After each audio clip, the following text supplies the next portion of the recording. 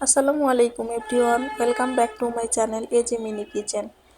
ঝটপট কিভাবে দুধ পিঠা বানানো যায় আজকে আমি সেই রেসিপি আপনাদের সাথে শেয়ার করব। খুব অল্প সময়ে এবং কোনো ঝামেলা ছাড়া চলুন দুধ পিঠা বানানোর রেসিপিটা দেখে নেওয়া যাক। প্রথমে চুলাতে আমি সসপ্যান দিয়ে নিলাম, 1 লিটার দুধ আমি অ্যাড করে নিলাম।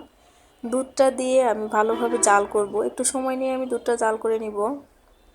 দুধটা যত ঘন হবে দুধ পিঠা তত টেস্টি হবে। বলক উঠে এসেছে, এই পর্যায়ে আমি 2টা সাদা এলাচ, 2টা দারুচিনির টুকরা, 2টা তেজপাতা দিয়ে নিলাম। ভালোভাবে জাল করে নিচ্ছি আমি। 1 চিমটি লবণ অ্যাড করে নিলাম। যারা মিষ্টির সাথে লবণ পছন্দ করেন না তারা দিবেন না। আর একটু সময় নিয়ে আমি দুধটা জাল করে নিচ্ছি। নেড়ে চেড়ে আমি দুধটা জাল করে নিলাম। হয়ে এসেছে আমার দুধ জাল করা, আমি ঢাকনা দিয়ে ঢেকে রেখে দিচ্ছি। এখন আমি গুড়টা একটু ভেঙে ছোট করে নিলাম। পাতিলে পানি দিয়ে আমি গুড়টা জাল করে নিব। 5 মিনিট সময় নিয়ে আমি গুড়টা জাল করব। একসাথে দুধের ভিতর গুড় দিয়ে দিলে দেখা যায় দুধটা ফেটে যাওয়ার সম্ভাবনা থাকে, এই জন্য আমি একটু আলাদাভাবে গুড়টা জাল করে নিচ্ছি। আমার গুড়টা জাল হয়ে গেছে, আমি রেখে দিচ্ছি হালকা একটু ঠান্ডা হওয়ার জন্য। এখন আমি একটু পানি গরম দিয়ে নিলাম। মিক্সিং বলে আমি 3 কাপ চালের গুঁড়া দিয়ে নিলাম। 1 চিমটি লবণ দিলাম।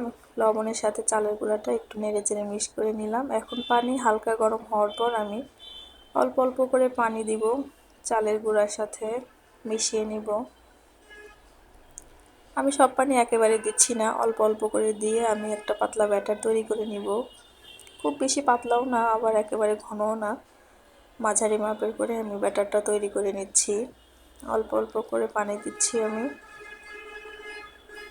নেড়ে চেড়ে ব্যাটারটা তৈরি করে নিচ্ছি। আমার প্রায় ব্যাটারটা রেডি হয়ে গেছে। দেখতে পাচ্ছেন আমি এরকম পাতলা করে ব্যাটারটা তৈরি করে নিলাম। এখন আমি দেখি দুধটার কি অবস্থা। হালকা ঠান্ডা হয়েছে, এ পর্যায়ে আমি গুড়টা দুধের ভিতর মিশিয়ে নিলাম। একটু নেড়ে চেড়ে দিচ্ছি। দেখতে পাচ্ছেন এরকম করে দিলে কিন্তু কখনো দুধটা ফেটে যাবে না। এখন আমি প্যান বসিয়ে নিলাম। আমি কোনো রকম মাটির তাওয়া বা লোহার কড়াই ইউজ করছি না, আমি ফ্রাই প্যানে আজকে পিঠাটা ভেজে নিচ্ছি।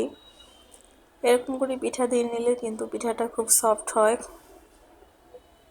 ছিদ্রযুক্ত পিঠা তৈরি হচ্ছে, দেখতে পাচ্ছেন। আমি একটা পিঠা কাছে থেকে দেখিয়ে দিব। দেখতে পাচ্ছেন কিন্তু ছিদ্রযুক্ত পিঠাই হয়েছে। আমি আরেকবার দেখিয়ে নিচ্ছি। ঢাকনা দিয়ে ঢেকে 2 মিনিট রাখলে পিঠাটা রেডি হয়ে যায়। হয়ে এসেছে, আমি একটু কাছ থেকে দেখে নিলাম। আমি অপর পাশটা দেখে নিব, দেখেন কতটা ছিদ্রযুক্ত হয়েছে পিঠাটা। এখন আমি দুধের ভিতর দিয়ে নিচ্ছি, দিয়ে একটু চামচ দিয়ে নেড়ে চেড়ে ঢাকনা দিয়ে ঢেকে রেখে দিব আমি 1 ঘন্টার মতো। আপনারা চাইলে সারা রাত রেখে পরের দিন সকালে সার্ভ করতে পারেন। 1 ঘন্টা পর আমি তুলে নিচ্ছি। পিঠাটা কিন্তু খুব সফট হয়েছে, খেতেও অনেক মজা হয়েছে। আপনারা চাইলে ঝটপট এভাবে ঝামেলাবিহীনভাবে দুধ পিঠা বানিয়ে নিতে পারেন। এই সহজ রেসিপিটি যদি আপনাদের ভালো লেগে থাকে তাহলে আমার চ্যানেলটি সাবস্ক্রাইব করতে পারেন। আর এই সহজ রেসিপিটি যদি পছন্দ হয় তাহলে শেয়ার করে প্রিয়জনদের দেখার সুযোগ করে দিবেন। এতক্ষণ আমার ভিডিও দেখার জন্য অসংখ্য ধন্যবাদ। সবাই ভালো থাকবেন, সুস্থ থাকবেন। আল্লাহ হাফেজ।